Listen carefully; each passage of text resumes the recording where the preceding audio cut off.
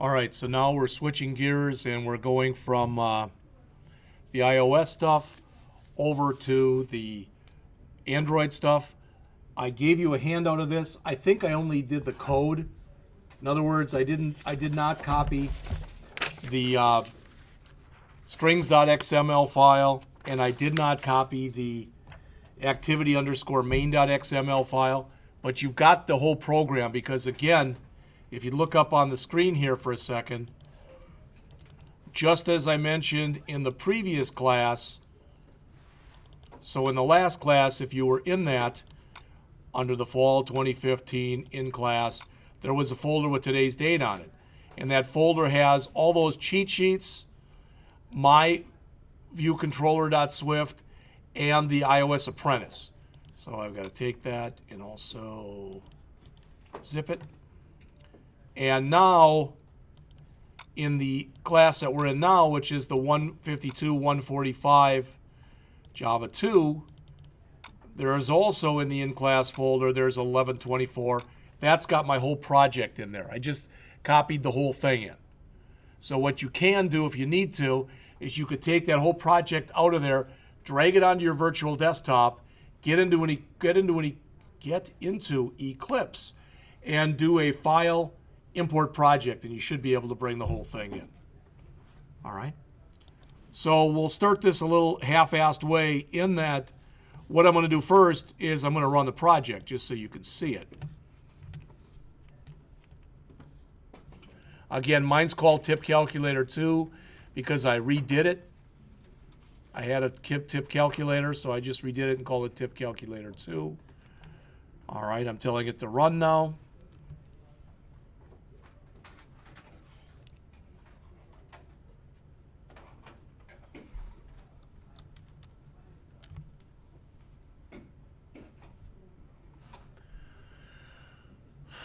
And now that I think about it, this might be a really good place to start when we come back in spring, and that is to do the tip calculator with a slider on it for both Android and for iOS. So we can do that first or right near the beginning.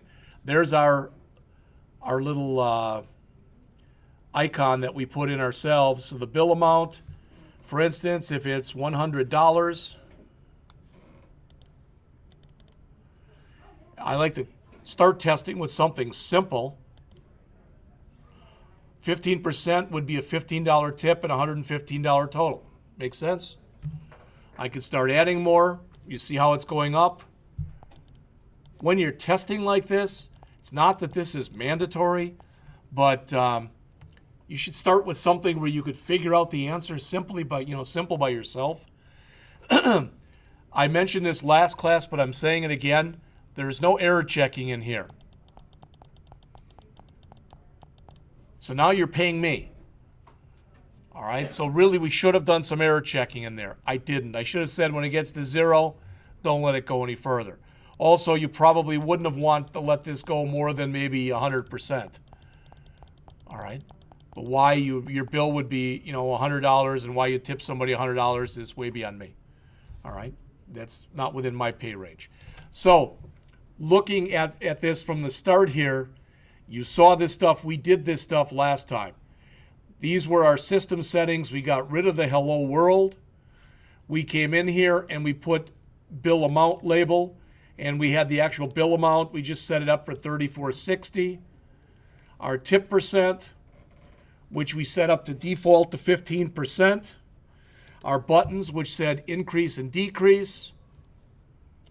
Our tip amount label and our tip amount, our total amount label and our total amount. If you would all please look up on the screen here for a second.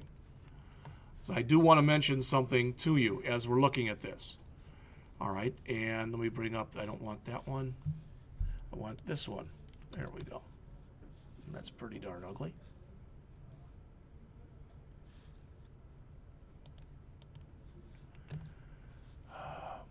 Is there a fast way to reset this?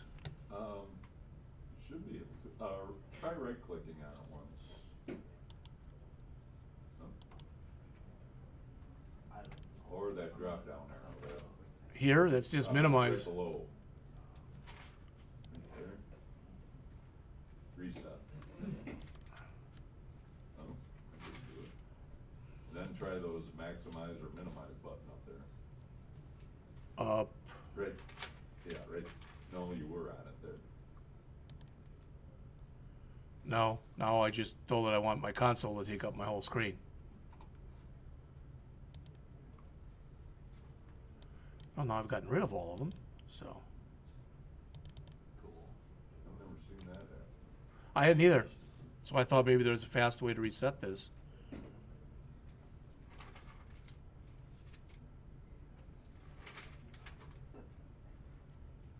I don't see any reset on here.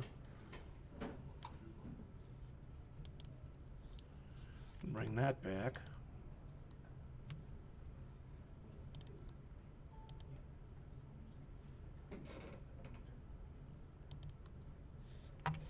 That's all back.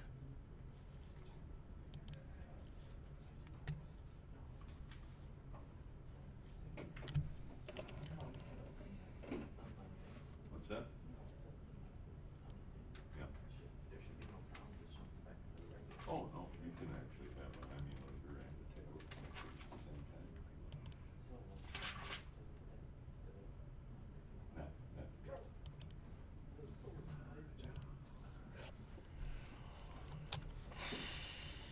First thing, When we come back.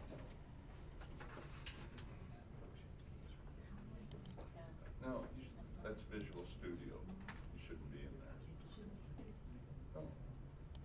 Eclipse, use Eclipse.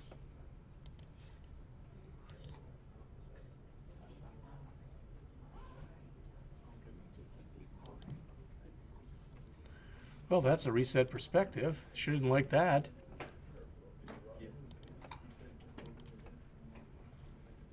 There we go. Hey, you know, play with it long enough, you're bound to find it, even if it's by accident, right? Yeah. Probably the same way you got it that way in the first place. Yeah, like I said, whatever I did, I don't know what it was, Yeah. but it must have done something.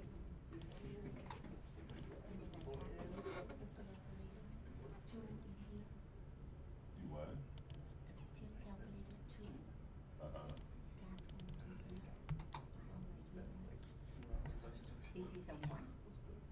Well, close that one. If you're not, no, close that project.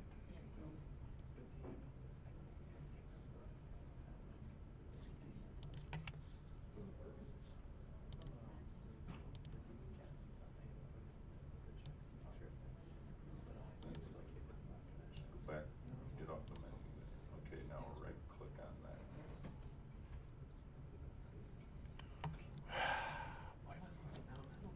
Now go up to All right, for some reason, it's not showing me, even now, John, when I go into my graphical layout mode, it's not, and it says that outline is not available, which I don't understand. I don't even think I need this task list, No, do I? I always get rid of that. But it says this is not available, and I don't know why it wouldn't be available. Can you go into the code? Now, bro, your outline back. But as soon as I went back and changed back, Well, you won't see the outline in activity. in activity main, in here, in my graphical layout, it should show me my layout. It's not showing me anything. And this, look, it looks like it's stuck on loading editor. Yeah.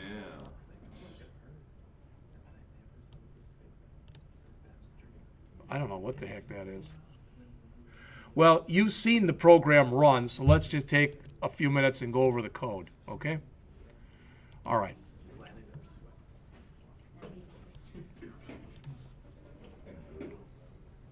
All right, if you look up on the screen here, I've mentioned this to you before. As you get to where you're writing more and more complex Android apps, you're going to be having more and more import statements in there. I strongly advise that you try to put these at least somewhat in alphabetic order. If you don't, then you're not going to. All right, but by putting them in alphabetic order, it makes it much easier to see whether or not you've left one there or not left one there. All right. This program is a little bit different than the one that we did the other day, the first one we did. Notice we're implementing on editor, action, listener, and on click listener. And you might say, well, gee, so what? Well, remember, this is the way that this looks, right? So I've got, if I click in here, it brings this up. Notice if I,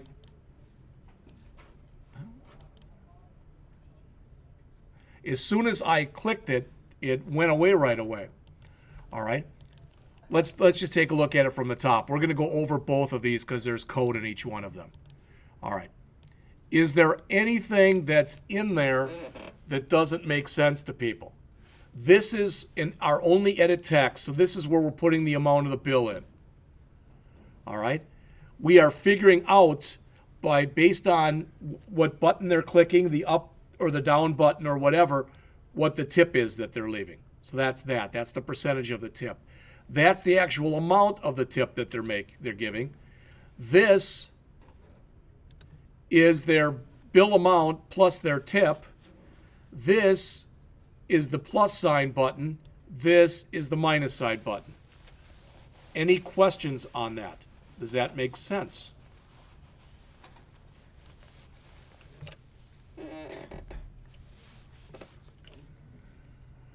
All right, we haven't seen this before. Anybody want to take a guess as to what that is? User preferences? That's a guess. And in a way, that is what it is. But really, with the shared preferences, notice the name on it. What if you're in the middle of trying to figure this out and your phone rings? This is going to save whatever it is you were working on that you tell it to save. So when you leave your phone call and you go back into the app, it'll remember what you had in there. All right. Was that necessary? Not in an example as simple as this, but it showed you how you can use shared preferences. All right. We're going to get to it in a little bit. This is that actual bill amount that we're putting in, and this is the actual tip percent that we're putting in. Why do we need those? Because remember, the bill amount, whatever we put in for the bill amount, that is our bill. All right, and whatever we either put in by default for our tip percent or clicking the plus sign or the minus sign, that's going to be what's in there. So this should make sense to all of you that when we look at this, if we look at our interface, and you've got what? Bill, and that's your edit text right there. So that thing, again, right there, that is what we're calling bill amount string.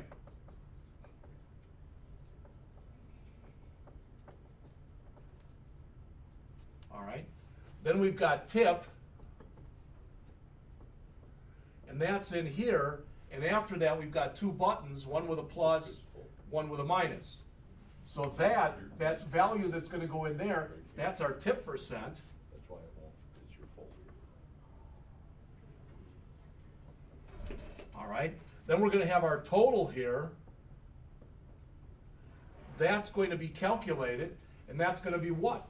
Whatever this is as a number plus whatever this is as a number, right? So again, if this is 100 and that's 15%, our total is going to end up being $115. Now there's more stuff in it than that, but you got to realize that's what's going on. All right, and the actual calculation for this is not hard. So notice what we did up here. You don't have to do it here, but see what I did? I created all the variables, and I created all of the variables outside of everything.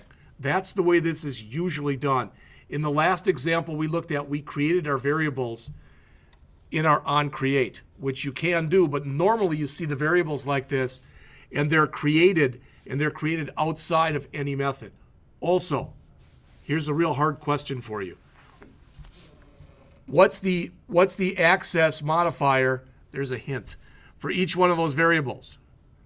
It's private. Why?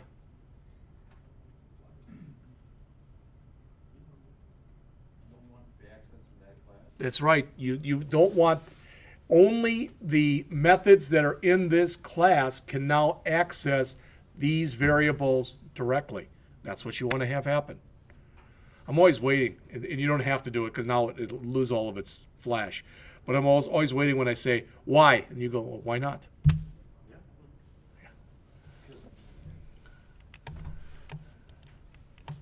My dad was a part-time cop when I was growing up, and one of his friends was a part-time cop. He was talking to my dad one day, and they got into an argument. And what I'm about to tell you, you would have to have been there, but I mean, it was one of the funniest things I'd ever seen. Him and my dad are arguing, and they were real good friends, but they were almost coming to blows. They were arguing so much. And my dad said, well, why? And he said, because. And he kept saying it to my dad, and my dad kept saying, why? And he said, because. And he said, why? And so finally the guy looks at my dad and he goes, because of the wonderful things he does. And he starts singing the Wizard of Oz theme to him. My dad is so mad, but he can't help it. He just breaks up and he starts laughing. So I'm always waiting for somebody to say something like that. So, all right. So here's our variables. Again, Android and Java call them widgets. So we've got 1, 2, 3, 4, 5, 6 widgets that we're concerned with in this program. All right. We've got our shared values that we'll talk about, our shared preferences in just a bit. So we come into our onCreate. Remember what we're doing right here.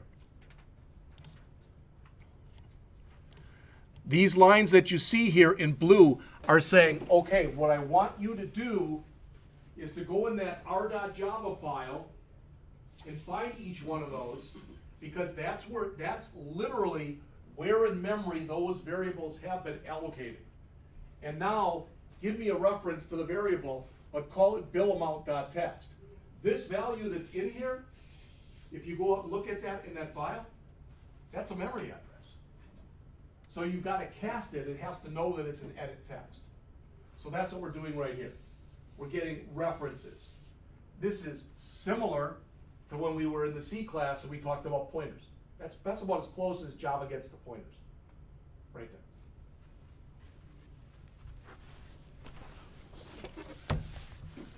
Then what we're saying is, okay, we've got 3 things in here. We've got 3 things that are going to spark an action. Either us putting a value in that bill box that's up there, or clicking our up button, or clicking our down button. Those are the only 3 things in here that actually necessitate any action taking place. If we had a clear button or something like that, we could have that in there too. But we don't have a clear button. All right? And what we're saying is we're setting up listeners, action listeners, because you may or may not remember that from the Java part of the class. But action listeners are what are used for text boxes. And click listeners are what are used for buttons. All right? And those things right there, since we had those, that's why we had to put these up on the top. All right.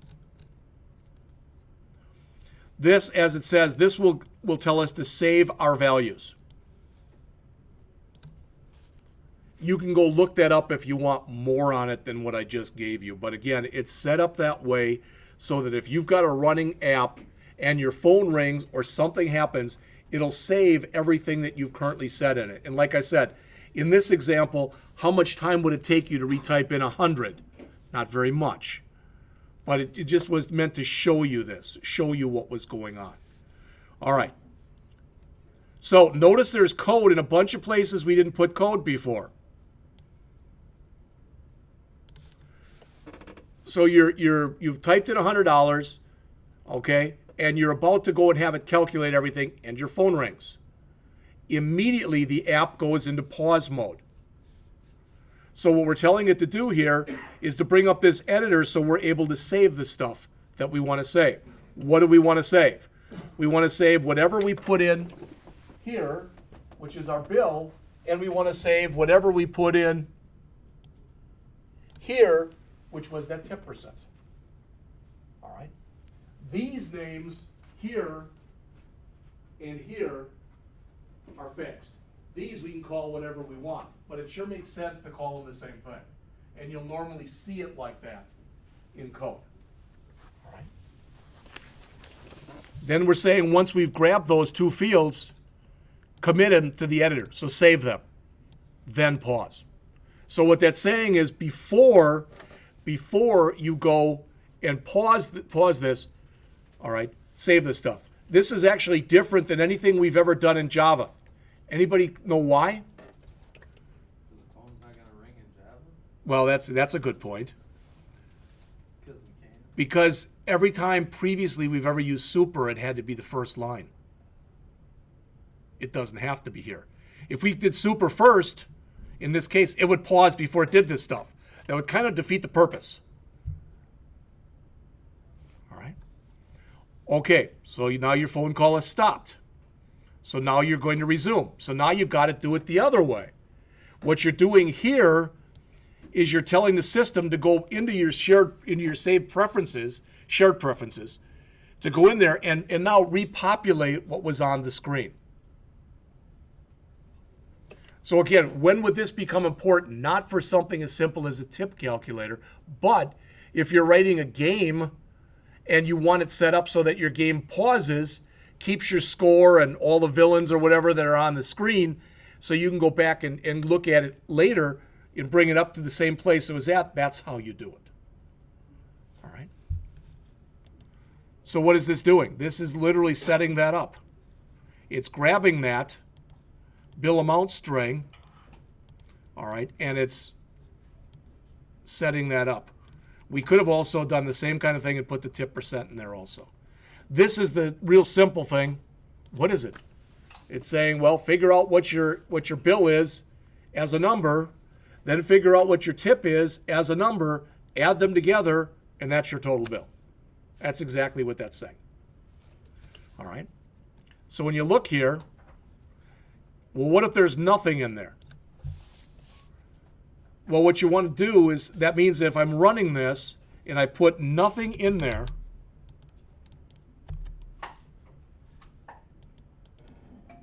and I click this, that's exactly what that means. Does that make sense? I don't want it to blow up. So I'm saying just set everything basically to 0.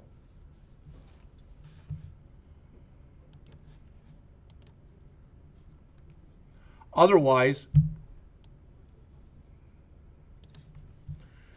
okay, notice there's no try catch in there. There's no try catch in there because this was set up for a numeric keypad. Okay, we could have gone in here then and checked for a negative amount. I don't even know if that's possible the way that this is set up. There's a minus sign here, but I don't think it'll take it as a first character. Maybe I'm wrong. Nope. See, it will not take the minus sign.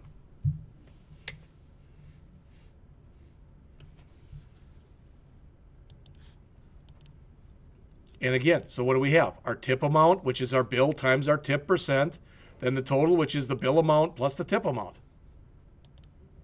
All right? I'm not sure exactly. I'm sure there's a real good reason why some of this stuff is blue and some of it's not blue, but it color codes this stuff. And like I said, I know there's some rhyme and reason about all of it. I think it's where it's defined. So I think if you define something up at the top of the program, basically it's available everywhere. I think it becomes blue, and I think otherwise it's brown. All right. Display the other results with formatting. So this is basically filling up everything else.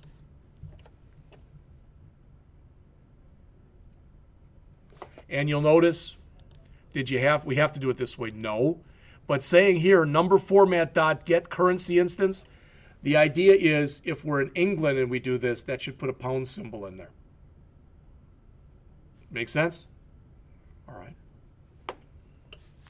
And how did we do this in the past? Didn't we always set up format strings ourselves? All right. We don't have to do that, especially because there's some built-in stuff. And currency is one of those cases where there is something that's built in. It automatically puts the $ in there, and it puts the amount in there with a decimal point and two decimal places. It does that for us automatically.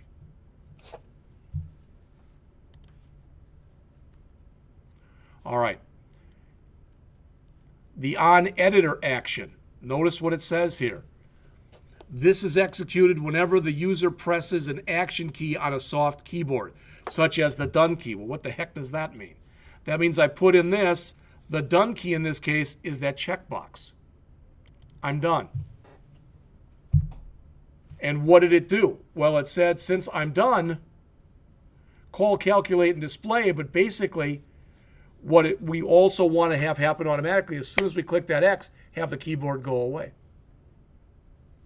All right.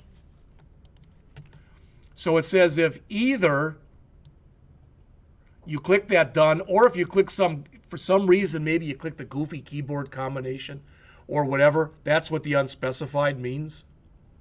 All right. Call, calculate, and display. We already looked at that. This is what I mentioned before. So this is just going to keep adding one or removing one. So we could put code in there. And we could say, for example, let's see, if tip percent equals 0.00,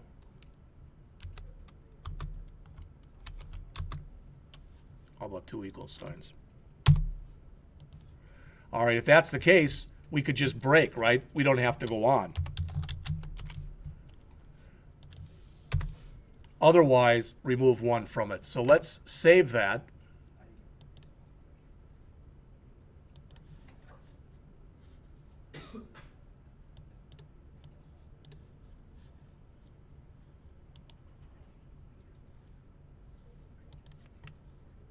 Try to rerun it.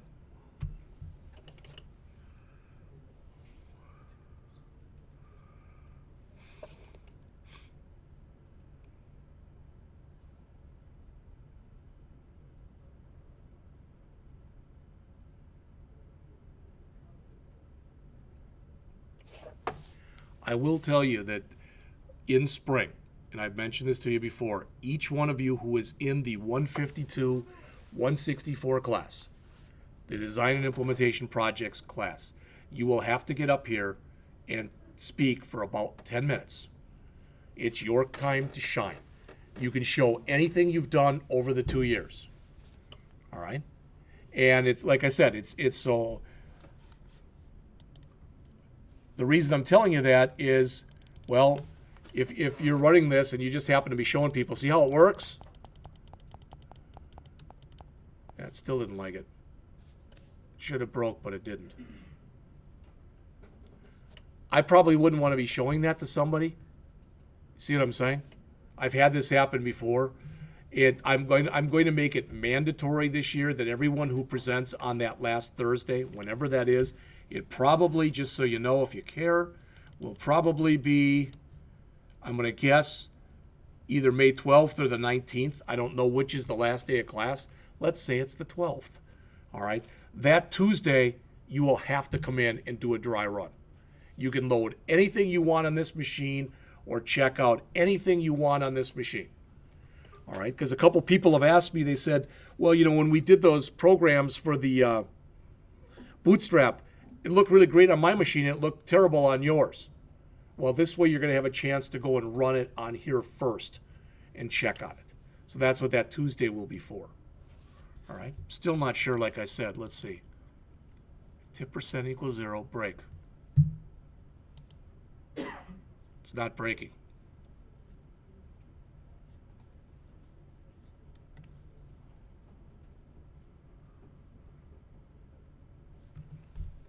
Could put an else in there, but that really shouldn't matter.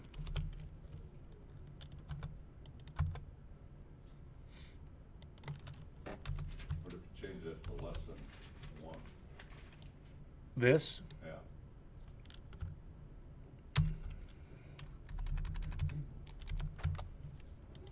Like that. And I can...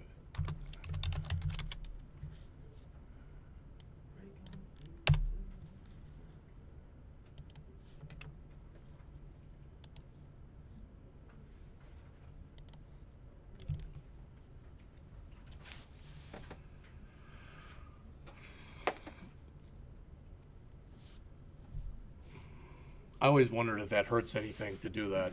I didn't think it did. It's virtual anyway. It's not like, what are you going to break? It's, Sometimes I've run into a situation where it won't, install the new one. And Yeah. I have to go in and delete the Yeah. old one. first. Well, what I'm wondering is if, on this one, if for some reason that doesn't work, I might get out of it and try to get back into it again. Because I've seen that happen too, yeah.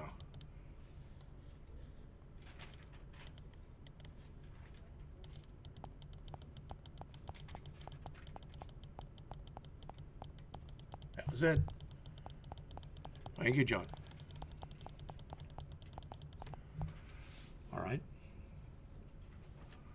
And again, we could do a similar thing if we wanted to, if we said, for example, maybe you're not going to, there's no way you're going to get more than 50%. All right. But we don't have to do that, but we could. All right. We've talked about this before. I didn't write this. That line that's right there, line 183 that says get menu inflator dot inflate. That says go over to this file right here.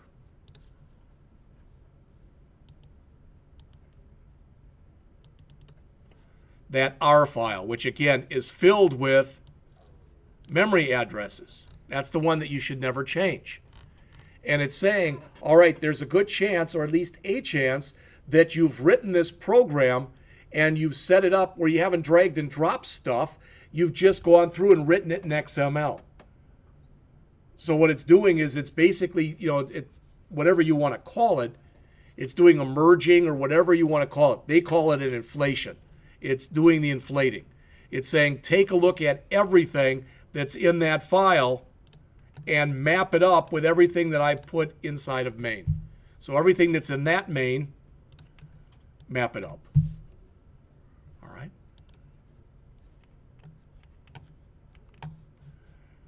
On options items selected, handle action bar items here. The action bar will automatically add clicks to the home or up button, so long as you specify a parent activity in the Android manifest.xml file. Again, you want to make sure that as we're running this program, it behaves as advertised.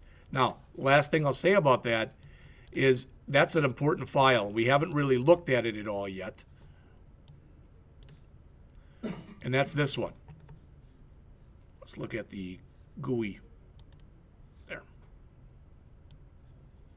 Depending on how sophisticated a programmer you are, this manifest file is either something that you will tweak with a lot or you will never touch. All right. So what does it have in here? Well, it's got a bunch of stuff that, hopefully this makes sense. That's our package name. If we were using versioning, we could put that in there. So if we had a version 2 of the package or whatever. This is stuff that got set up for us. If you remember, when we set up the project, John had recommended that at a minimum we use 16, which was, I think, Jelly Bean 4.1. And at a maximum, we use 22, which was 5.1.1. All right. A lot of the stuff that's in here, I've never dinked with it, so I don't know exactly what it means. All right. This I know has something to do with the launch image, but I'm not sure what. All I'm telling you is there are a lot of things that can be added to this file. One of the things, I don't remember what the exact one is in here, but under application, there is a way that you can set it up in here. So if I come in through here and I go Android : all right, one of the things that's in here, of course, I'm sure I won't be able to find it, but there is an orientation option. So this is one way. If you remember in the last class, when I showed you how to make, we wanted that bullseye game only to run in landscape mode. All right, so we unchecked the thing that said portrait. There is one of these options that's in here is set up so that you can turn on or turn off, for example, portrait or landscape. All right, so there are a bunch of anything that you put in here under application. This stuff is going to affect the entire project. All right. You can also have individual activities in here where you have stuff affected. This is actually in the main activity. what we want to have mapped up with that. All right.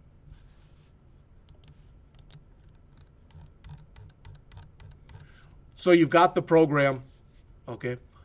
I'm not sure what I'd like to do before the semester ends is basically write one more program in here. Now, if I had the time, the desire, and the wherewithal, what I'd do would be to grab that program that we're starting to do now in the iOS class, that Bullseye, and I'd write that in here. And I'd love to say, yeah, I'll do that over the weekend, but that's not going to be something I can sit down and do in an hour. All right, so I'm not sure what we will do next, but I will tell you we will be working on another app come Monday or Tuesday. All right, that's all that I had. I am going to lecture, finish up chapter 13 in the ASP.NET class, and I've only been able to grade, I think, 2 of the assignments in that class because, again, I can't bring them up on my screen. So what I'm going to ask is everyone who's here for that class, if you finished at least the first assignment, the one with the homegrown loans, just the main one that you figured and did the table, I'm going to ask that the lecture part will take an hour or less because there's only 2 more activities we have in there. Then I'm going to walk around from person to person and look at your code running. All right. Then I will annotate someplace in the grade book what grades you're going to get, and then I will fill out your grade sheet. That's the only way we can do this. I don't know why, but that's the only way we can do it. And the last class today, the PHP, will just be a lab because my guess is most of you will be gone by then anyway. All right. So that is all that I had.